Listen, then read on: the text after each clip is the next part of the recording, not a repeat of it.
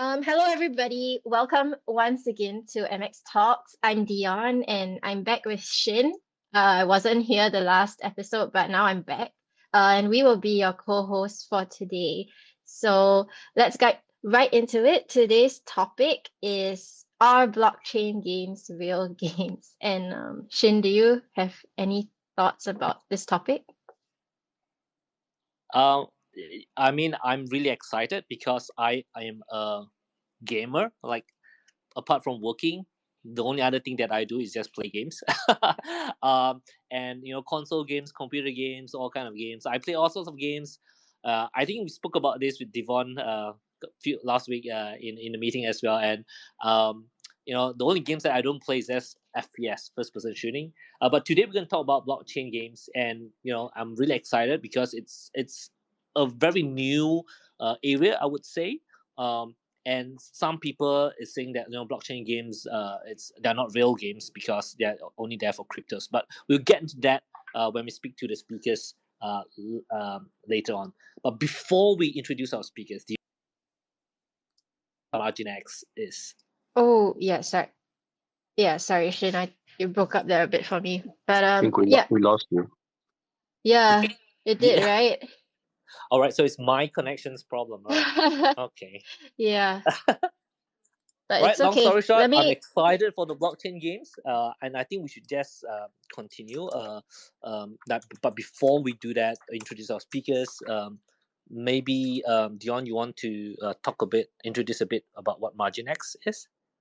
yes, sure. Okay, so MarginX is a Cosmos-based DEX built on the FunctionX network, and it is the trendiest DEX by Degens for Degens. So if you take a look at our trading platform, you'll notice that we've recently listed the perpetual contracts for the latest meme coins like Mong and Pizza for Bitcoin Pizza Day. And we'll be listing even more in the upcoming weeks. For more information, you can visit us at marginx.io. So Shin, back to you. All right. Thank you for that introduction. Let's begin our discussion today, shall we? First, we'll let all the speakers introduce themselves. Just tell us briefly what you do, what your favorite game, what your game genres are. We'll just go in alphabetical order. So let's start with Devon. Sure. Thanks, Dion. Thanks, Shane, for organizing the Twitter space. So I've been in the gaming analytics space for 5-6 years, worked in marketing, attribution, monetization, and user behavior analysis. We're also doing some research on Web3 game analysis, blockchain game analysis. So it's definitely happy to join the conversation, discuss the difference between Web2 games and Web3 games in terms of from the data perspective. Yeah, so there are many ways to talk about the differences, but I can definitely say more about what are the different data sources or ways to analyze, understand, generate insights from both Web2 and Web3 spaces. Yep, that's yep. Thanks, Yeah, Devon. problem. Yeah, thanks for your brief intro. Next, we will have Kong. Please share with us what you do at Aeon Sparks and a little bit about your gaming life. Oh, hi. I'm Kong. I'm a developer in the industry for more than 20 years now. I've been developing games for the consoles and the PCs for all these years. And currently, we are working on games which is called Zombie Soup, and it's going to be released for PlayStation, Xbox, Switch, and Steam on the coming month. So basically, I think other than that, we also make mobile games and etc. And we also supporting other teams in making Web3 based games. But that's pretty much on more like our side business. I think basically I'm more to say like representing the traditional games developers instead of the Web3, because honestly, I don't think we are really understand the whole platform that much. Not to say that I don't own any of the crypto. I do, but it's more like an investment. But in terms of games, I think that's still a long way to go to be mainstream. Yeah, that's all about me. Absolutely. Thanks, Kong. Right, next, let's have Silver Lake. Okay, guys, thank you for having us. So the project that I represent is called Zoo Games. So we are a Web3 gaming platform, and basically what we're trying to do with this gaming platform is to unite all gamers, so Web2 gamers, Web3 gamers, and to onboard them to the to the blockchain gaming. And on the side, we're also creating our own game. So one of them is called Zoo Races. It's a battle card game, which is already live as a beta. And yeah, about myself, I've been with the project since the beginning. We started with farming the app actually called Zookeeper, and then I've been there since the beginning with Timmy, who is here also, and that's about 2 years ago. And in terms of gaming, I would consider myself as a pretty heavy gamer. Mostly I play, like single player games. I like RPG, adventure games, this kind of games. Yeah. Oh, cool. Timmy actually showed me a couple days ago, like a video of zoo races, and I honestly was really impressed by the speed and graphics of the game because it's nothing like what I would have expected of a blockchain game. So, Timmy, it's time for you to Yeah, introduce yourself. Yeah. What do you do at excellent. Zoo Games? Yeah, and what's your favorite game and everything? Oh, okay. So my name is Timmy Terr. I am with Zoo Games in the same capacity as Silver Lake. I started out from the beginning with Zookeeper, the app, moved on and created also working with Zoo Games platform protocol. Very exciting. Yeah, first game was Racers, like you saw. When you say, yeah, it's not something. I mean, this is obviously something we're going to talk about, but when you say it's not something you would expect from a blockchain game, that's exactly, yeah, we would like to talk about today. Is that when you think of a blockchain game, it's not necessarily a quality game. It's not necessarily a fun game. This is exactly what we're going to take care of, as in release a very exciting game and a very easy to use protocol. Anyway, more on that later. So yeah, I'm also a great, very interested in gaming. Been gaming all my life. I think I played my first video game when I was like 4 or 5 years old. Like it was a Game and Watch. Yeah, and I've been hooked ever since. I think I've owned most all consoles at some point in my life. Too many games, too many favorite games to name. But one in particular is which speaks to the genre that I love is RPG. Final Fantasy II, the whole Final Fantasy series. And then, yeah, that's just been very, very cool for me all these years. And now I'm lucky enough to have a family that plays with me and we play together and have a great time. So yeah, just that's what I am, a real gamer. Yeah. Nice. Very happy to be here too. Thank you for the opportunity to to share and have a discussion about this. Thanks. Yeah, for sure. We are also really excited because, like, to be honest, this is all very new to me. I am not Mhm. really a gamer. So, Oh, I mean, the reason why I said it was like Zoo Racer wasn't really what I expected of a blockchain game is because my partner used to play some of those like Metal Wars or um those really slow blockchain games where you had to mine and then uh, um and then you have to wait for CPU power to move your tanks and stuff. So I thought like, mhm. oh, it's not really possible to play with such speed on a blockchain, but then Zoo Racer kind of changed my mentality about it.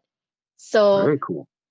yeah, so I mean on that note, like because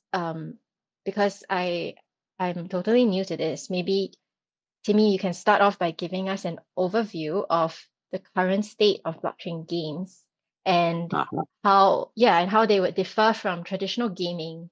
Just Yeah, like a brief intro. Yeah, okay. Well, from my personal experience and what I've seen, I mean, it's a very, yeah, it is quite a new area. But for I can see, most blockchain games out there either depend heavily on NFTs, often are not accessible without owning one, or maybe you have to perform some kind of task, or you just have to own the game's token to be able to play, right? Now this, I mean, I admittedly, I haven't played as many blockchain games as I probably should have, researching and working in this area. But in fact, this seems like it's in effect drastically reduce the reach and community scope of one's project if you do this, right? So this makes little sense to me. What we were trying to do with our Zoo Games protocol and the games we're developing on it is we really aim to be accessible and enjoyed by like as many people as possible. So, and we also are available and to all EVM chains, EVM compatible chains. So anybody who is on an EVM chain can just go to Zoo Games, zoo.games, and download Zoo Races, for example, and just start playing right off the bat. And this is regardless of whether you own an NFT or whatever. So, and we also have a very easy social login option, which makes the login process very streamlined and even more accessible to other people. Like you can access it like using your email, using your social, your Twitter. I mean, there's really no downside to it. So um, I guess the main difference is, I mean, besides of course the play to earn aspect of blockchain games. Would have to be the average overall quality and budgets of blockchain games versus traditional games. As in, obviously, there's still much higher quality and funding in the quote unquote classic gaming industry. But hopefully, we'll get more fun and more quality blockchain games very soon. I mean, yeah. Again, I mean, I was taking a look at Aeon Sparks, for example, like that Zombie Soup, and I mean, yeah, these look like quality games. Again, I'm curious. Why I wonder what these games would be like if you ever like ported them or released them, connected them to the blockchain, and yeah, all that. So anyway, that's my take on the situation. Sorry for taking up so much of your time. No, not at all, Timmy. I think it's a really good insight. Earlier, I think I was actually telling my history as a gamer as well. I think I got disconnected. So I think I'm very much like like you, Timmy. I mean, I started as a gamer when I was really young. First game, Defender of the Crown. You would know my age immediately. Oh, King's Quest and stuff like that. And so nice. yeah, I'm still a classic gamer. I probably don't own all the consoles because I'm an Xbox hater. So I got PS4, 5, 3, you name it. Uh, Nintendo Switch, and I love all these games. So the reason why I think some of the traditional gamers, they tend to argue that blockchain game is not a real game. Um, I think it's a bit harsh, but some of the arguments they go about is because of the quality, because of the Yeah. play to earn models. So I just want to hear from some of the panels, like, do you actually agree with this statement, and why so? And any speaker can just jump in and give his comments. But since Timmy mentioned Aeon Sparks, I was thinking maybe Kong, you would want to take on this next question Yeah, first. yeah, yeah. Thanks, Timmy, for checking out our games. Uh, well, from my perspective, something I would like to answer on, like when we brought our games to different places since 2019, we have visited a few different countries for game conventions. Some of the major ones like China Joy, and some of it like G Stars, etc. I met with quite a lot of different publishers So what we got back then in request was to make the game into a multiplayer game so that we can have session-based gameplay, or maybe to even have multiplayer versus versus other zombies cooperatively. So we find that there's quite a lot of trouble to get it work. So one thing that Timmy has mentioned is about the funding. So making games is actually costs a lot of money. Funding is a huge issue for it. So we noticed that with the time frame and the target that we set from the beginning, it was actually just to make a game which has got a very compelling gameplay, a memorable storyline, and to tell a story from start to finish.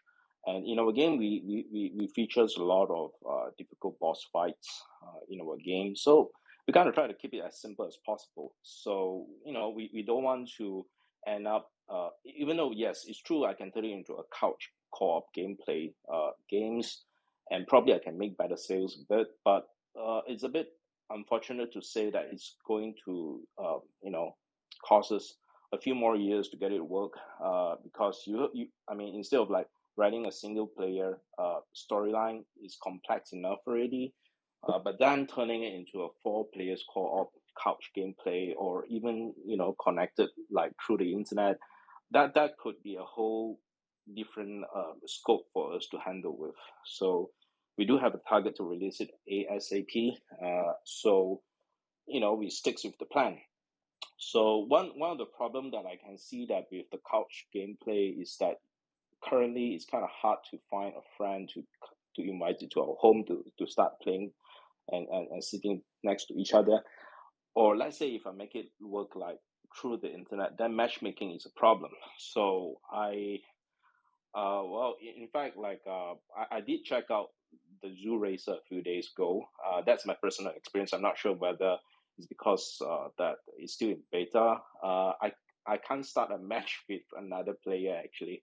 I've seen another players online in the room, waiting in the same room. But kudos to the setup, just like what Timmy has mentioned. The whole process was quite easy. I kind of like the way how the single sign on together with the Google Authenticator to get a code to sign in and start playing the game.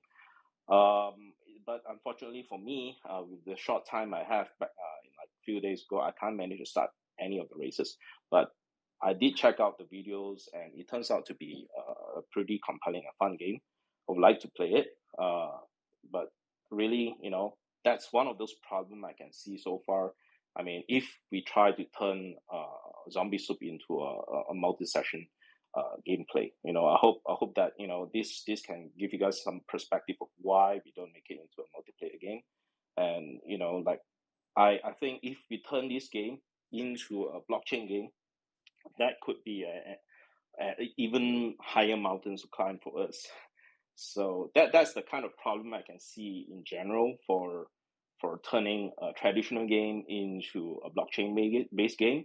And in fact, just like I think one of you guys mentioned just now, the host has mentioned just now, that a lot of the blockchain games that we can see right now is quite grindy. It's not really in fast paced gameplay. So just to change that perception alone, it's a huge puzzle for us to crack. But in fact, to me, that's not the kind of problem I think I'm ready to solve right now. Yeah, I totally agree. I mean, I was the one who raised that whole problem that I saw with blockchain games. It wasn't fast enough. It wasn't like really like a game at all. It was more of really just play a bit and then work, like grind to earn more money, So I am really wondering, like, people always say GameFi, or rather, GameFi has been described as the next evolution of blockchain gaming. Can someone explain to me what GameFi is? Maybe, or someone who hasn't spoken. Devon, you work with both Web2 and Web3 games, right? So perhaps you might have a good perspective of what the different kinds of blockchain games are, including GameFi, play to earn, etc.? Sure. For the two questions, the first one, what is GameFi? So I think most people know it's game plus fi, so finance. That's the trading part, the finance part of the blockchain industry. And then the second question, what are the different types of blockchain games? I'll say at the beginning, like a lot of speakers just said, the game is real simple. It's mostly for like trading or doing speculation of the game token, and the game quality weren't high enough to compare to like traditional Web2 games, like AAA games, like we said, Square Enix, Final Fantasy, etc. It's not comparable to those kind of games. But gradually, we're seeing more and more high quality games come out this year, like all the traditional Web2 game companies, Netmarble, Nexon come to us. They'll have Web3 projects releasing some games already, like Netmarble's Meta World My City in the App Store. Also, Axie also just announced a couple of days ago they have Axie Infinity on mobile store on some countries as well. So we're seeing a lot of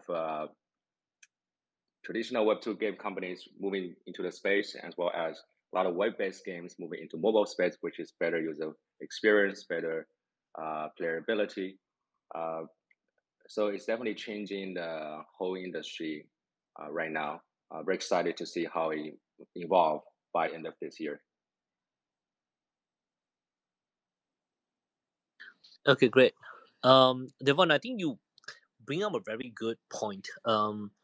That I always, in this Twitter space, I always try to be the devil's advocate, right? Like, so I just want to push the speakers a little bit on this play to earn, play to own kind of a model. Because as we all know, I think the biggest critics of blockchain games has been talking about how they have been just play to earn games. I just want to hear from the speakers, like what is your stance on this? Do you actually think that this is the future for blockchain game as well, or do you think that this is just a transitionary period, or do you think that this is a unique type of model that could exist on blockchain game that couldn't exist on the traditional game, so it's here to stay? Yeah, I mean, Shin, since you mentioned that you want to play as the devil advocate for everyone here, and since I'm the one that pretty much stays as a Web2 developer mainly for now, I've seen quite a lot of comments online, and in fact, for the conversations I had with other gamers around me, I got a few quotes. Actually, I think that's about 5 quotes that I would like to bring to the table so that we can discuss about it. Well, from the developer's point of view, if a product has to be solved like a puzzle to be understood, its benefit, it's not a good product to start with. So let's say, like, for example, if I have to figure out all the tokenizations or the crypto, which NFT I have to buy in order to start a game, it's not a good product. But I kind of agree that Timmy has a very good solution for that. After I hear his comments on, he's pretty much has the same view. So I believe that Timmy is actually building a very good product to solve the problem. So the second quote is that trying too hard to turn a games into an economy would be a problem, because the game is still a game. If you try to turn it into a secondary job, or I mean that's in fact the third point. A lot of the players say that they don't want to turn a game into a secondary job. So that goes to the play to earn. But there's some who actually wanted that because they are totally different demographic, totally different target market for a game developer. We usually don't target them, but if we are targeting them, then it could be a pretty good reason for that. So I don't want to go in too deep into that. Probably we'll leave it for discussion later. Then players want to play video games to escape from reality. So that's, I think, pretty much like, Shin and I, we discuss about games, outside. So we have a group, and in fact, we love games since we were kids, and we like the fact that when we jump into the game, we don't even have to think about reality. We don't even have to treat it more like a job. So the last point is one of the comment I've seen in one of the forum out there. A lot of the players feels that blockchain game is like a gimmick shoehorned into a game. So I'm not sure. This is not my own comment, but maybe there's some truth in it, because that's generally how other players has been seeing the blockchain games. I know it might sound like a lot of negativity to to the discussion, but it's a bit heavy from the first look at it. But I do feel that if we trying to make a very good Web3 game, this is all the problems you have to look at. Okay, that's all for me. Yeah, I just want to react on Kong's view. So I totally agree what he's saying, because we on our side we had been in contact with a lot of Web2 developers also, also looking at the comments from other players in the traditional gaming side, and I think that from the beginning that's what Web3 games have been doing. They've been focusing on the economic model, on the play and earn point, instead of focusing on the gaming side, on the gameplay, on the graphics, whatever you want to focus on for your game. But instead of focusing on the actual game, they've been focusing on the economic model and then to build the game around it, which we think is the wrong approach actually. But that being said, I think that, I mean, this is still new, and many projects have started that way, but now more and more projects are starting to change that, to to incorporate like a free-to-play model. Like, you don't have to buy an expensive NFT to start with. This is all about the user experience that we are also trying to implement, and then to change that perception of, okay, a blockchain game is a crap game where you have to put a lot of money just to start playing. This is not what it should be in the end. When we talk about gaming, as you say, you just want to plug and play. You just want to launch your game, download, insert the disc, whatever, and then start to play without too much of a hassle, and then enjoy the game. So I think that's where Web3 games or platforms will have to focus on, to make sure that more and more, I would say, traditional gamers come and play the Web3 games, just because they are fun games first of all, and then on top of this, if they can earn from it, from different type of play and earn models, then it's just a bonus. But they should focus on the fun aspect first, for people to enjoy what they're actually playing. Otherwise, we were talking about like real game earlier. I'm not sure what is a real game, but as soon as you enjoy and playing and having a good time, then it should be a real game. So that's what it should be about. Yeah, thanks, Silver Lake. Um I actually caught on to something that I don't know whether this might sound like a dumb question, but I want to ask it anyway, out of curiosity. I was wondering, is the difference between blockchain games and traditional games all about, the money? Is it just about the money, or is there more to it that users can benefit from if they transit from Web2 to Web3 games? You're asking these questions based on the perspective as a developer or as the player? There's actually two As sides. the player. As a player. I see. Yeah. As a player, I leave this to someone else. I can yeah. Sorry, go ahead. No, I just want to say, Oh man, and now I just forgot what I was gonna say. Oh man, that is so typical. No, go ahead, Shin. I'll take up after. All right, Whatever. I'll buffer it up for you. I'll just ask some random questions. No, Thanks, but thanks. actually, I thought Kong made a very good point. Where the perspective of the developers and the players can be quite different. Uh, I actually know some of my younger generation niece and nephews. Right, they are actually into the play to earn games. They enjoy playing games, which for me I don't enjoy, but they enjoy doing it, and then they can earn money. So like they are earning hundreds of US dollars, you know, at the age of 12, right, which is more than enough to do whatever they want at 12, right, that they earn $100 for. I think I told this story to Dion as well, for making a love potion, right, which doesn't actually work in real life and doesn't even work in that virtual world as well. So but it's popular. It's people do it, and they create treasure maps and stuff like that. So I guess there are people who actually enjoy that.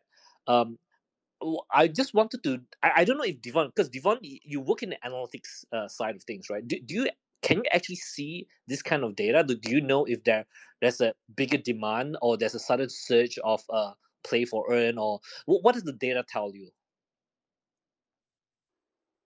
Yeah, so in terms of number of players in Web3 games, blockchain games, it's definitely not comparable to Web2 games. I remember the last time I checked, the highest DAU for top 3 games in blockchain games is about 100K to 200K per day. So that's way lower than any kind of Web2 traditional games. We still don't see a kind of upper trend right now, but I think there's huge potential because another kind of data points that we're seeing is a lot of investments, good IPs, higher quality games are entering into the space. So I'm personally definitely very bullish about this coming year. We're gonna see a lot of good games in Web3, and a lot of players will come back or will attract some new Web2 users into Web3 to play blockchain games. With all the infrastructure getting smoother, easier to play, less hassles. So that's definitely what I'm seeing right now. Yeah. Right, thanks, Devon. Mm. Timmy, Yeah, did you yeah, recall what you wanted to say? yeah. I'm sorry. I just want to make a couple of thing going back to play to earn. I think we also need to make a big difference between play to earn and play to win, as in the latter being like 100% the exploitation and of the player, and most definitely they're out just to get all your money. And play to earn, on the other hand, if it's done right, is absolutely, I mean, to me, a non-issue as long as it's balanced. As in, it has to be a fun game. I mean, as long as it's a good game, a fun game, and a game that everybody's going to enjoy, then why not just put a cherry on the cake, which is the play to earn? But there has to be, I think all the potential negativity and all that is linked more to the play to win, which can be like, you have to buy this NFT, you have to do this to be able to boost your stuff. And then on to the difference between the funding and maybe like even like the distribution between like traditional games and Web3 games, blockchain games. I mean, traditionally, classic games or the classic gaming industry have much bigger marketing budgets and often way more developed distribution networks. And now I feel that blockchain games still have to rely very heavily on social and guerrilla marketing to a great extent. So, for example, I mean, using a bit of our own experience, getting the word out about zoo games and all the, all this cool stuff that we're developing, and this great platform and protocol, and of course more specifically about zoo racers, it's a process that demands thinking outside the box. It demands a lot of business development, reaching out to different EVM chains, their communities, doing live demos, partnerships, whatnot. And I don't think that that's a problem that affects the traditional gaming space as much. And as Kong was talking about, I'm very sorry that you came on to Zoo Racers and had to wait in the lobby during, I don't know, trying to get some players, because we of course need a minimum of 4 players to get on there. This is reaching out and getting players and people to come on there and just take part in the game is something that we're constantly looking at and doing. And this is I really do hope that you'll be able to play the game, and we'll get together and play the game and have a good time and all that, so you can see that it is indeed an amazing game. Yeah, Tim, I think that's about just it. wondering, Sorry. what stops you Yes. guys from putting the game in Steam? That's a good question.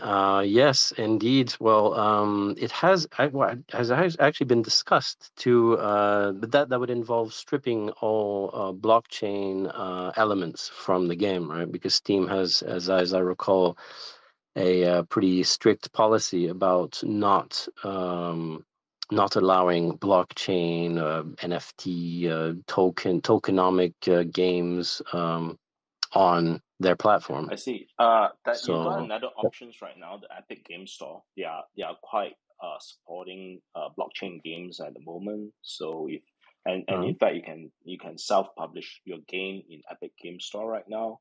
I do find that you probably got a better chance of putting it on a traditional platform. So because your game okay, is playable without blockchain. So yes, I think that there's nothing that stops you from putting it there, unless you are making it very clear that you have to use a blockchain NFT. You have to own something in order to play it, or maybe you yeah, divert the no, players to a different store or something like that. If you, I mean, I do find that if you allow the player to use payment system from the Epic Game Store, and in a way you got some way to convert whatever they purchase in the traditional way into a blockchain or into an NFT, I think it could work. yeah, and that actually ties into what Devon was talking about, and what we've also been pursuing is acquiring Web 2 players, acquiring or reaching out to Web 2 games and platforms and communities to then convert them to Web 3 and blockchain, which is very easy, of course, with zoo.games. Sorry, had to plug in it again. But yeah, no, that's a very good, very interesting suggestion. Thank you. Yeah, I do find that your game is totally ready to go for any game conventions. I don't think the game convention is going to stop you from entering. You just get a booth and start showing up of the game and start letting player play it as a tester for you, or that's also a few different traditional platforms that you can sign up to. Like, I mean, I know that you mentioned like guerrilla marketing, but since you guys already got the money to develop it, you can allocate some of the portions to websites like maybe Lurkit or etc. You can actually find some influencers to stream it for you. You don't have to look for them manually. You can just put it up there, and the streamers can start streaming the game for you, or even use them as a tester. That's another website which is called Game Tester. That you can hire some people to try out your game. In fact, doing that, you can get some statistics on how the player would react to your game. That's quite a lot of works they have to do to reach out. In fact, I do find that your game got a lot of potentials. So getting more people to play your game is important. Yeah, of course.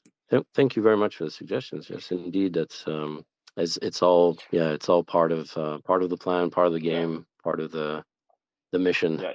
Indeed. Even though I work on traditional games, but I really interested to get our business to be involved in the Web3 space as well.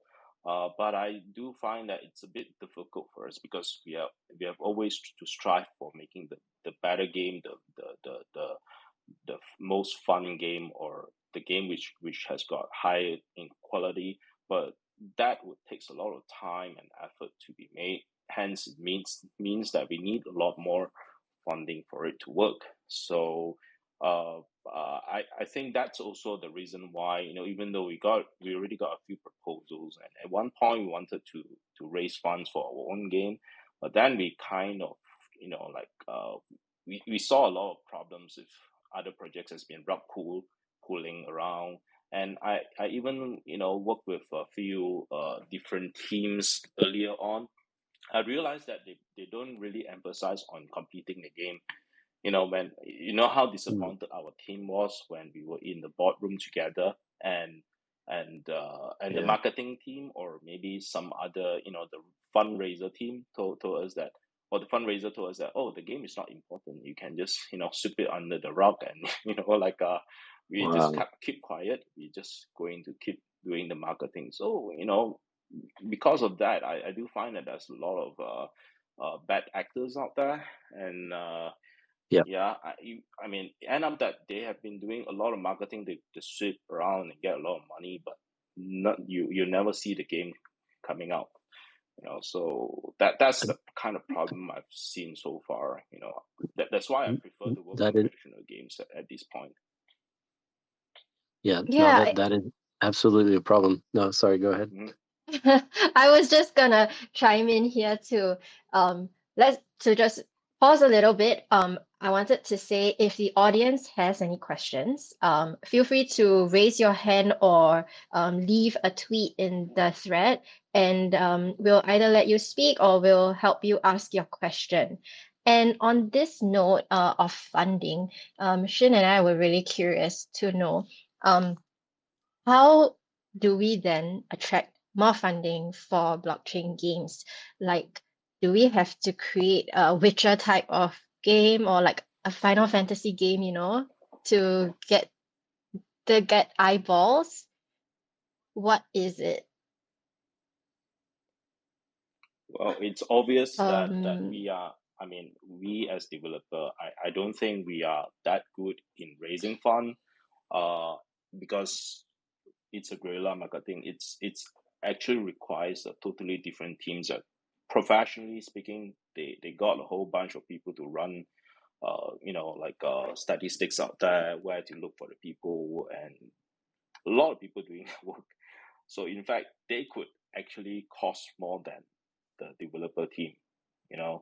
While in traditional sense, while we trying to get the funding, as long as we get enough funding to develop the game, we don't really have to care about marketing yet.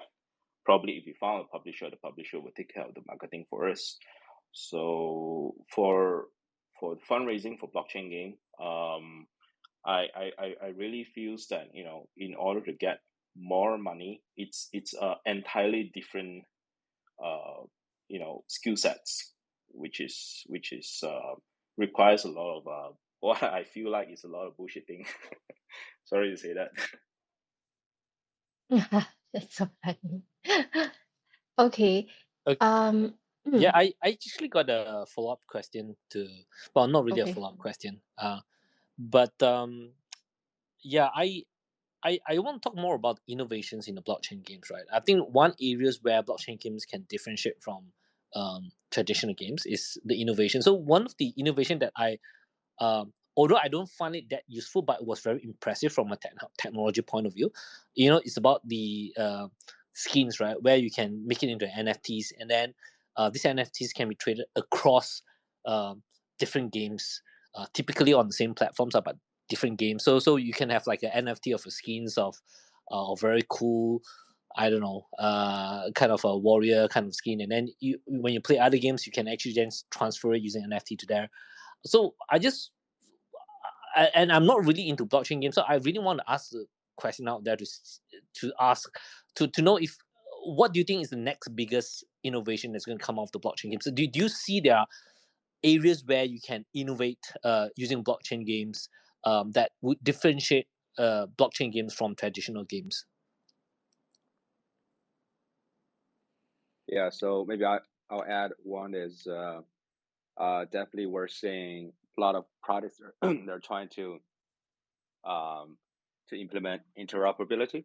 So what that means is if you have a game, have game assets in the game, and you can reuse that assets in a different game. So that's definitely something that only Web3 can do. We cannot achieve that in Web2. If we can make that experience really good, I believe there will be a lot of Web2 players be interested in trying Web3 games. Yeah.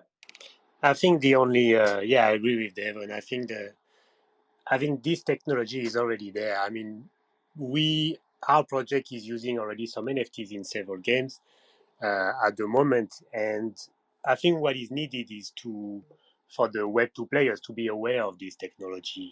Is right now there is a little bit of fear, reluctancy when you're talking about NFTs, but NFTs they are useful, especially in gaming. As you said, this is one example. You can do really, really a lot of things with NFTs. Whether it's same game, different games, there are a lot of mechanics to implement. We give when we talk to developers, we try to give as many possibilities as possible. So for example, in our game, obviously we have like cards, we have drivers, they have different stats. So it's not pay to win, but you still have a little advantage, and then you have a better skin. It doesn't even have to be stats. It can just be skin when you create your own game and your NFTs. And as you said, you can reuse it in that game. If you do another game, you can use it. You can even use it cross chains, now. So that's also a big technology advancement that people may not know of. So it means that you can have some NFTs minting on this on chain ABC, whatever, and then without protocol, for example, you can still connect from that chain and then use it in the game that you downloaded from our platform, even though the game is not native from that platform. This is not something that we really that people know of. And I think that when people start discovering everything you can do with NFTs in their game, I'm talking about players, then they will gain more interest. Maybe developers as well. I'm not sure. Kong has been talking about it a lot already, but I think that there are more options than you believe in terms of NFT and adaptability to the games. Even though your game is Web2 game, and then you want to whether you want to adapt, implement it some like economic model with NFTs, or just add something to your game. I think there are much more possibilities than we actually think of. I think it's very interesting you brought that up, because my next question was I was going to ask, what do you think is the biggest impact that blockchain games have on the game development process? It can be a benefit, it can be a challenge, but what do you think is the one biggest impact? I mean, anyone can take this question. If I guess Kong will take Yeah. it. Well, even though yes, I might sound a bit negative to blockchain game from the surface, but in fact, we are still working on quite a lot of projects which kind of ties back to NFT in some way. Well, so one thing I can say is that well, I do have a partner in Europe that we are working on some preservations of race cars, because I'm from the racing community. I make racing game since many years ago. So currently we are working with ADAC, DTM, and also some of the German car brands in preserving the cars in the museums. So we are actually turning those into NFTs, and currently we are collaborating in making an app that the enthusiasts throughout the whole world, they can actually buy the NFT off the app itself. So to answer some of the questions about how do we cross this back into game. So in Asia, where our studio is, we are currently building a racing game, which we needed some IPs from some of these car manufacturers. So some developers might not care about the game, the car IPs, but for us, we are very strict about whichever IP we work with. We need to make sure that we go through the process of acquiring the licenses of cars. So working together with all of these prior what I mentioned about creating NFTs and the car preservations, we are actually acquiring the licenses, in a rather different method, because when we minted that into an NFT, we can actually use those IPs in our game directly, without going through the traditional process. So I think this could be a pretty good example of what I think the NFT itself would benefit the game development. It's kind of it's a huge impact, compared to the older process, because in the older process we have to pay a lot of money for each cars. But I'm not sure whether this is the same idea with with other teams like Timmy's team or even Silver Lake. But I think that's what the kind of deal that we have been working on for our own games. But I just throw this idea back and try to see how you guys feel about that. But really, compared to what I've been hearing about, like if you play, let's say, a game called Diablo, and in the game you got an X which is legendary, and you assume that this X will appear into another game, say like let's say Final Fantasy. It's not going to happen, because Square Enix, they're not going to incentivize themselves by creating the same X in their game so that you can use this NFT in their game. It's not so likely to happen unless the model itself will work. But in terms of the licenses for certain products itself, if I want these products to appear in my game, but just to do it in the legal way, as long as we can get the NFT to be authorized, we can use it in our game. So I mean, I kind of feels that's how the development should be. I see. The rest of the speakers, do you guys agree on this? Do you have anything else to add on as to what you think makes the biggest impact when it comes to developing blockchain games? Yeah, well, that's very interesting about the IPs and the cars and the NFTs. Very, very, very cool indeed. I think, I mean, one of the main things with blockchain games is that like they're decentralized, and they usually give, I would say, I mean, in my opinion, easier access to developer tools, like the same tools that we use in indie games, so Unity 3D, Unreal Engine, etc. And the thing is, I mean, there is a lot more to take into consideration when developing games for blockchain versus traditional. Like, for example, do you need to launch your gaming token? Should you add NFTs to your game? What fee structure will you set up? That kind of stuff. And of course, not to mention smart contracts and API integrations, so on and so forth. So these are not aspects that traditional gaming have to deal with or explore. So as far as the influence or the impact of blockchain games on the development process of traditional games.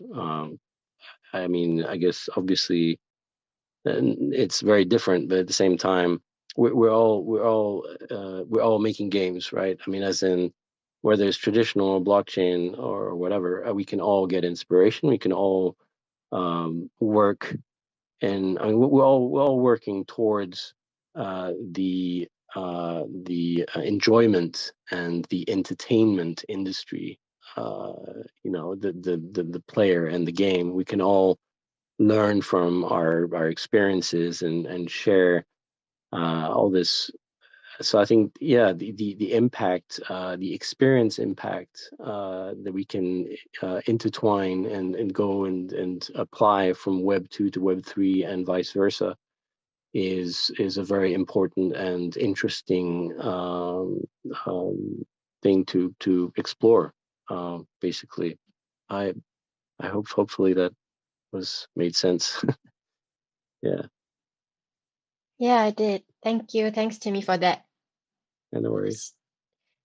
Just checking, Silver Lake, did you want to say something? Because just now I saw you unmute. No, I just wanted to talk about what Kong was talking about when like a cross game, cross license. Yeah, this, like he said, it's not how it works. If you have a license on the game and then you're minting an NFT in that game, you won't be able to use in another licensed game. But from a similar studio, if you're doing, like, let's say an example, you're doing game number 1 and game number 2, then you can find a way to reuse these items. I mean, it's totally up to the developer, of course, but if you want to give even like a slight advantage or some kind of benefit to your community, where players played already your game number 1 when you release the second one, then you can do that. That's an option as well. But yeah, like cross license is not something that developers or publisher will agree with. Okay.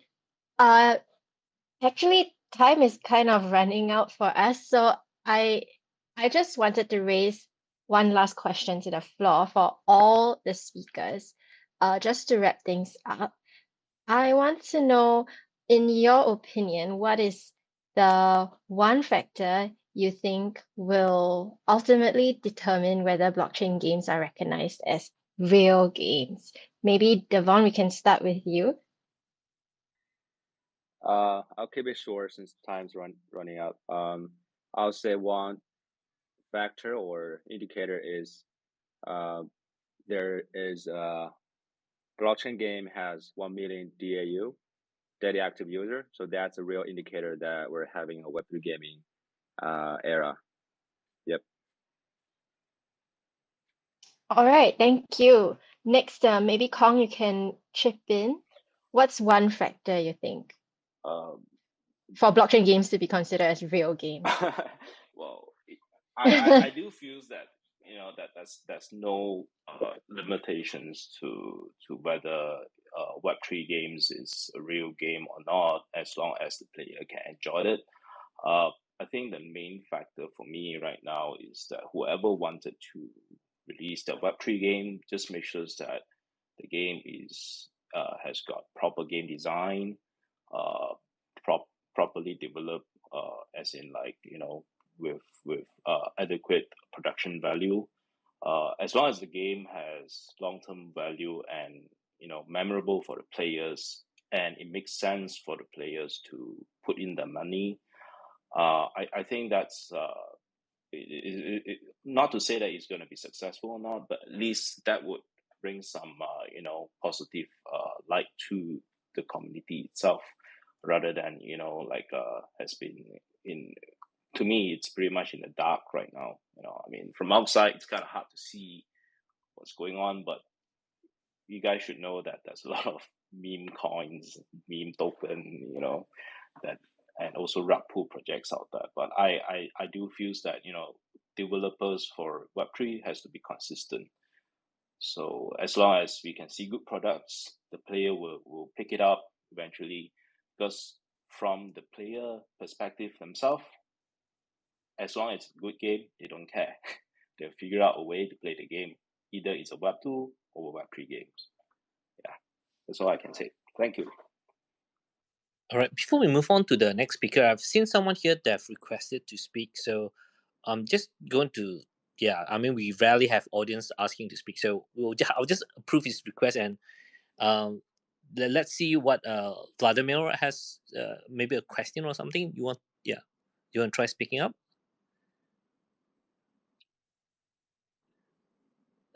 Vladimir, are you there? Can't quite hear you. When moon, guys, when moon. Hello? Yeah, he just asks when moon. He's All right. a funny guy. He's a funny guy. Yeah. Well, then continue to you, Timmy. Oh, okay, I'll finish this up. So basically, the factors, it's got to be fun and replayability. To me, like the two most important factors for success in any game, be it Web 2, Web 3, whatever. Like there must be a reason, a need, like to keep on playing the game, to keep on coming back and get some more fun, some more action, some more accomplishments, some more earnings. So if blockchain games or any game can achieve this, then they will absolutely be able to compete with any other so-called, I mean, real games or games with bigger budgets or whatever. For me, it's the alpha omega. It has to be a fun game. It has to be a good game. Sorry, I'm just repeating myself again, but and of course, add to that the mere fact that it's cherry on the cake. You can earn some rewards, and you can make it extra fun, making a little extra buck. Why not? So for me, it's a win-win for all gamers and gaming communities. What's not to like, right? Also, just one last thing, maybe ease of access, more recognition, and more adoption for blockchain games and the crypto community, crypto in general. You see there's still a lot of bad press, a lot of scams and rugs and all, you name it. We have to get rid of all that bad energy and just focus on just making a good experience for everybody, every player, everywhere. That's kumbaya. All right, thank you. Thanks, Timmy. Silver Lake, do you have anything to add as our last speaker for the last question? Okay, no pressure. No, on my side, I think it was very interesting to have the point of view, Kong as a Web2 developer and also Devon as a kind of like a both side for the analytics. I think that, like Devon said earlier on during the call, I think Web3 gaming needs more player, definitely. And to do that, I think is a bit of both sides, to maybe from Web2 players and developers to kind of accept the economic model that they can play with or they can implement into their game, and from the the Web3 gaming studios to try to make games more accordingly to what is the demand on the traditional gaming side. So if both sides can get to common ground somehow, then yeah, things will work out, and then we would get more players and more better games being developed with blockchain. All right. Thank you. Thank you to all our speakers for your most insightful answers. With that, we have come to the end of our MX Talk session. Are blockchain games real games?